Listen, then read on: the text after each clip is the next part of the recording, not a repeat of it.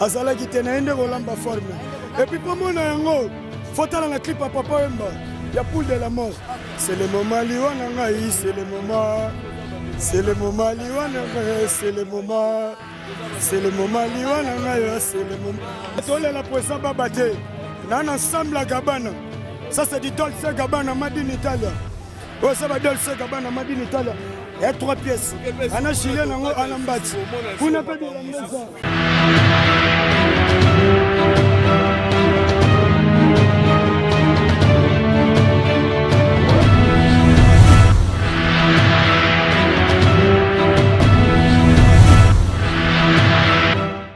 Ndenge tolakaki na bino ete bokolanda biso penza tokomi bongo na cinquantenaire wana bokomona tokokende sikoyo kozwa nzoto ya Gelor Lutumba oyo lelo akomi bongo mowei azalaki pe lokola biso kasatiki biso bolanda biso pe na bokebi malembe boni makoleka na poete awa yalinde etumba ya bilamba etumba ya bazulu etumba ya bana ya bilele.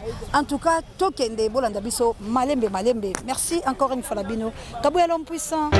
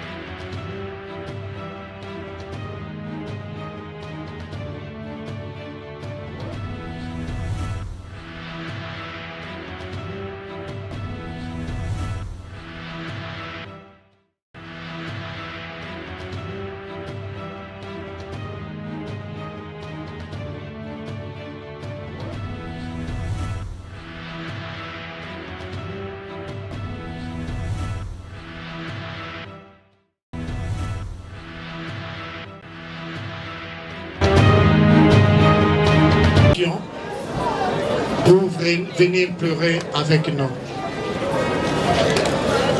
Alors, pour commencer, je voudrais faire appel à l'homme de Dieu, le pasteur Papi Chimba, qui va prier pour le début de cette cérémonie. Prions. Éternel Dieu Tout-Puissant, le maître de temps et des circonstances, Tonito Pambolayo, parce que Bible lobby, Toko Miso na ba circonstances nyos.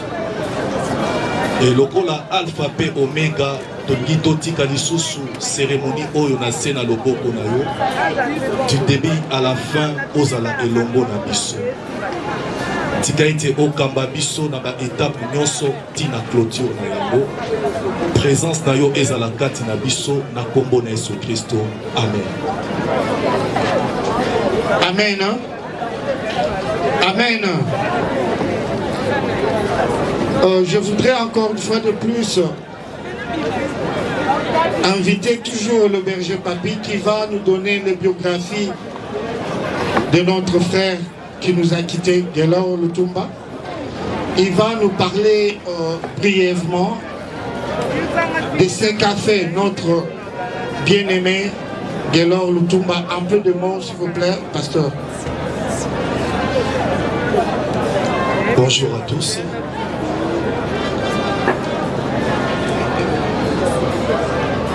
La biographie de notre frère Gelor se présente comme suite. Frère Gelor est né à Kinshasa un certain le 3 janvier 1982.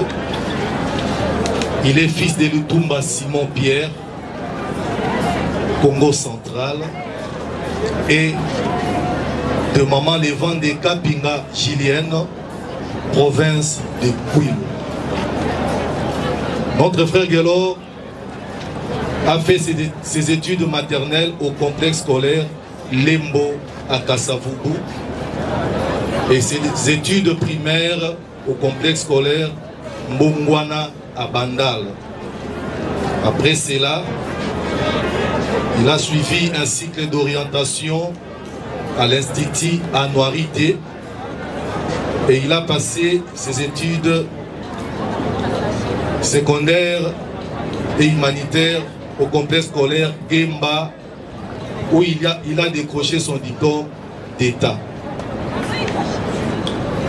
À partir des années 2008 et 2009, le frère Gelor était en Afrique du Sud et dès son retour, il avait beaucoup de choses qu'il faisait. Il avait un salon de coiffure, et il avait une terrasse bien connue de tous. Le frère Gelor est décédé suite d'une longue maladie aux cliniques universitaires de Kinshasa. Voilà la biographie de notre frère Gelor. Encore une fois, shalom. Je sais que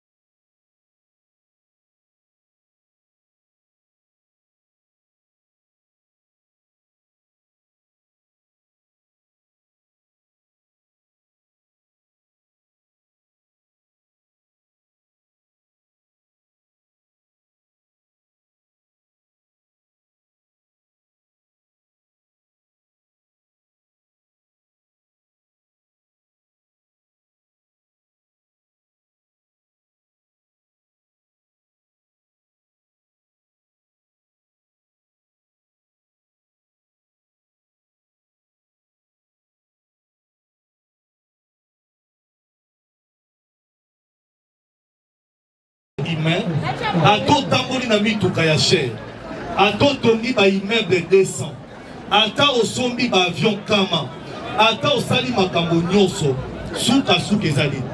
Tozonga mabele biso nyonso. Ya mwana na ba place ya boye, esengeli tango yo otikali na bomo, o tirer leçon, oye bandenge ni nokoki kotambola, po ete mukolo yo petu no ekokoka. Okende na kati ya eternité na kimia. Alléluia. Ndeko Gelor asa boye, akoki suko lobate, akoki suko kumisa nzambe te. Mais yo otikali na bomoi. Yo ozo mona ndeko Gelor ndenga koti na cercueil, toketike na cimetière. Peut-être oza malamu koleka ndeko Gelor te. Parce que tant que l'exa ba témoignage awa, okoka ka ba témoignage ya malamu. Ngamoko na na témoignage ne ya malamu. Alléluia. Mais il est parti. Yo tikali. Osaleli nzambe nini? Osana bomoi.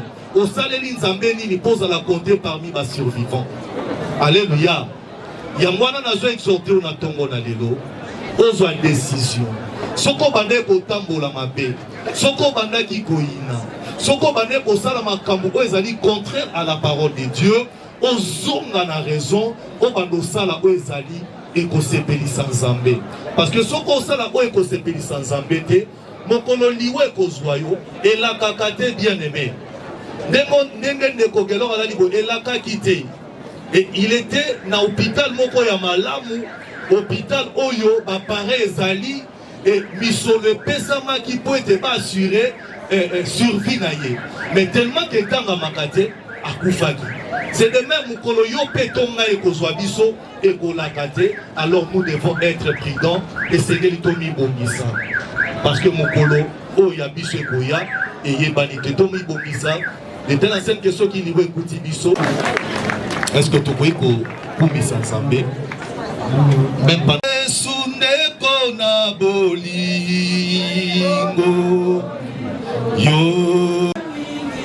yo kufela kingai esumasia aleluya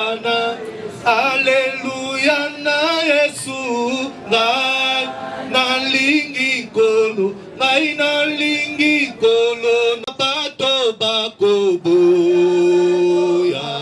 yo bakolinga satana nyonso yo koboya mokote yemba aleluya ngai nalingi kolo ye esu. La Bible, l'Ecclésiaste 3 et 1 Tinassé, il y a un temps où tu as beau il y a un temps où tu as koufaka, il y a un temps où tu as l'eau, il y a un temps où tu as boukaka. Ce qui n'a télémi n'a témoigné pour Gelor Lutumba, quelque part, avec un noko. Parce que maman et Lutumba, grande sœur, il y a un secteur dans Lemba, pour Fanda Kana et Mingi. Mais plus beaucoup dans Messana Kana et Edgar. Lutumba Gelor, n'a la même la Kambogo. Comme moi, Nangaï. Je crois 2020-21, je na Kankokolo, moi na soldat na Kankokolo, traitement na réduit par rapport à civil. La fiche na Kankokolo, moi na lieutenant. Mais nous sommes basés à Bodo. Na Fanda Lutumba me respecte plus beaucoup. So na Gangeli Gelor, à Otosa. So na Ebise Sala Bokosala. Mais nous sommes denga Sala Maramuna, Zara Mamazam Mirata Zambi. Bisodoki, pour compliquer nos embêtés. Mais chose grave, Bolingo et Sangisa Bisso, Temabe, on a le 5 de prendre ma fille à Bisso. Parce que Gelor, à quota scanner négatif, parce que l'examen sida négatif, tuberculose négatif, mais les âmes à Kambouanzam, et on a bien tellement, na pesa moi l'état pour lui à mouquer, vie à Gelor, n'est-ce pas Fandanginae, et pas Nangaï, à Margaga na Mambindili. Nalingaki mingi loka nyonso na ozo loko la bana nga na ndako azaki mwana moko bien ya Nzambe na biso. Amen. Amen. Hein? Est-ce qu'il y a quelqu'un d'autre, un membre de la famille, que ce soit la famille Lutumba ou la famille de la maman? Est-ce qu'il y a-t-il quelqu'un qui peut encore nous parler brièvement de notre bien-aimé Gelor.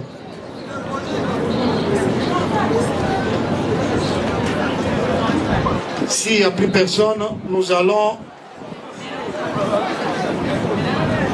Ah, ok. Maman va nous parler de Gelor. Merci. Gelor, Gelor, mwana ngai. Gelor za mwana ngai. Gelor za obenganga mama te. Abenganga tantine te. Abenganga kaka seria. Ya baleke bene. Gelor respect. Ne pas soda utuluba. Gelor za ki respect mingi. Ata soto kene na kankokolo. Naza komona ye mukolo te. Naza komona mwana. Ata tomati na tie na makolo. Azo respecte kaka. Gelor baninga mutu nyonso. So mutu abike Gelor ata problème na ye mutu wana kosi. Mutu wana kosi. Na kosi. Gelor lera tozaki na ye na kankokolo. Base examen nyonso inoko eza te. Ayebisaki ngai. Alobisira. Ah, nalemba bakaniselinga mingi. Bakaniselinga mingi. Mais Jova nzambe oyo koko nanga bongenda asambelaka asali abandoka nga okola mutu aliboma bato wana nyonso tolimbisi bino me Gelor akende na mabele ya epasa esili. Un ami, un frère, un cousin, un garçon respectueux, qui respectait tout le monde, qui était très gentil envers les très mal. C'est très douloureux. Très très douloureux. Gagnons le temps s'il vous plaît. Gagnons le temps s'il vous plaît. Pendant ce temps, vous pouvez toujours venir déposer votre nom. Vous pouvez toujours venir nous donner votre...